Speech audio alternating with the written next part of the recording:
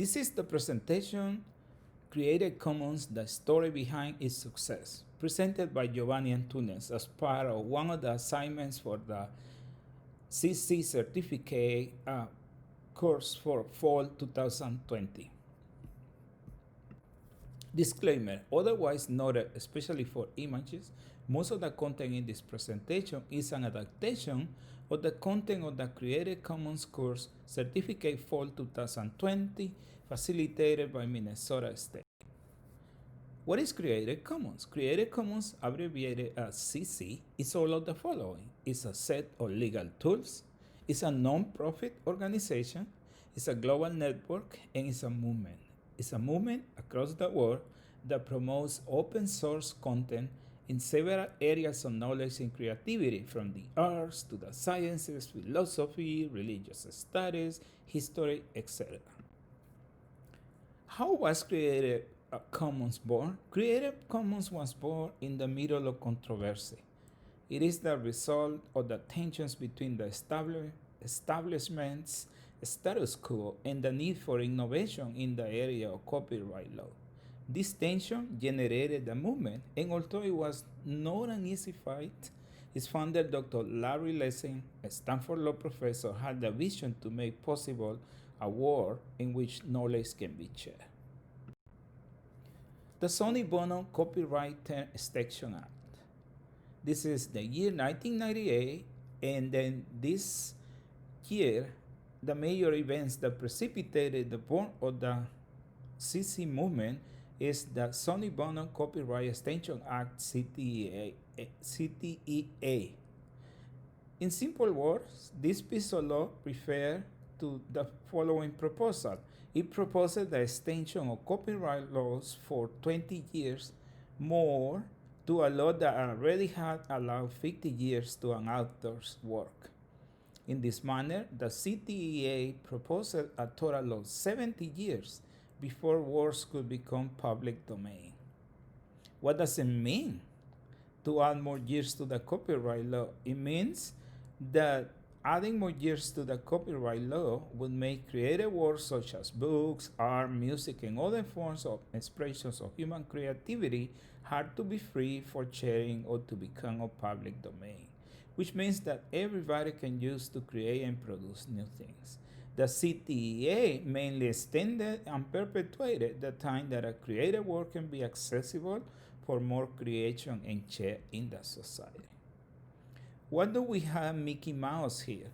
Well, this is because as part of the main event, some people call the CTEA law the Mickey Mouse Act, because it was enacted the same year that the Steamboat Willie Mickey Mouse video was about to become public domain.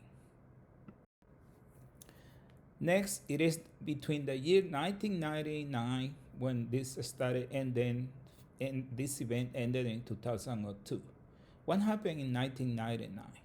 The Elder versus Ashgrove. There was a publisher named Eric Eldred, who shared also the vision that the founder, Dr. Larry Lessig, of the idea of creating commons had.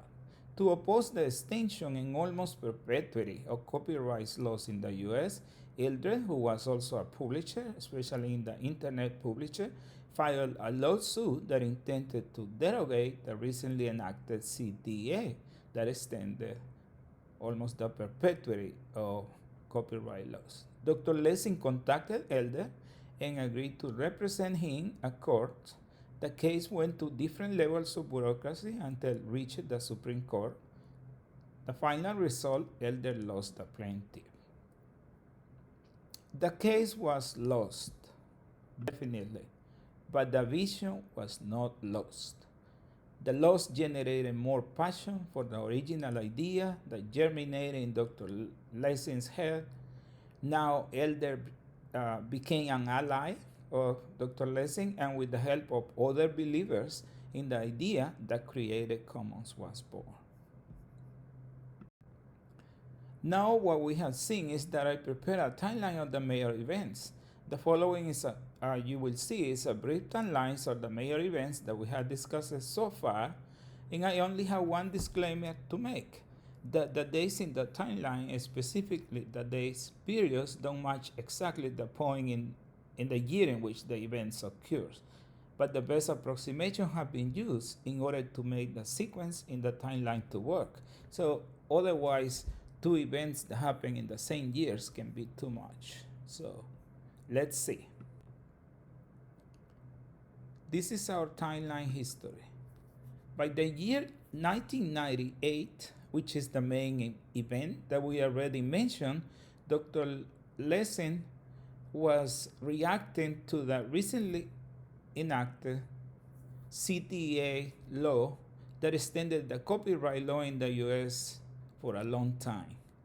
Then in 1999, Dr. Larry Lessing reacted to the CTA and represented a famous or a well-known internet publisher whose name is Eric Eldred, and then Eldred took to court its case, and that's known as the Eldred versus Ashcroft. In 2001, Dr. Lessing et al. Created what is known now as Creative Commons. But in reality, the Creative Commons was created officially in 2002. Later, another major milestone or major event is in 2002, when the first Creative Commons is released, and in 2003, we had the Creative Commons Global Network that was launched or created. In addition to the timeline and the historical events that we had discussed, I want to discuss what is CC or Creative Commons and what is licenses. Although CC or Creative Commons is more than just a series of copyright laws, CC does not pretend to abolish the existence of copyright laws, neither to pretend that all authorship will be eliminated because it's not realistic. But by creating a series of licenses that protect the work of the authors, CC allows the public to have access to content that can be edited, modified, remixed, or used as the base to create new works. To accomplish its goals, CC or Creative Commons offer a series of licenses. CC license work available today. There are at least 4 types, and some groups say there are at least 6 of CC licenses that are listed in the order of complexity, with the number 4 or 6 to be an example or a higher level or hierarchy.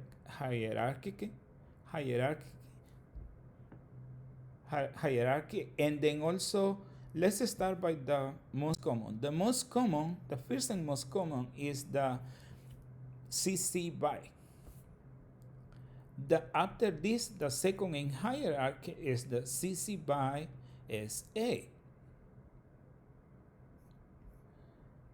The CC BY, this license allows reusers to distribute, remix, adapt, and build upon the material in any medium or format, so as long as attribution is given to the creator. The license allows for commercial use. The CC BYs includes the following elements: BY, which means credit must be given to the creator. The CC BY SA,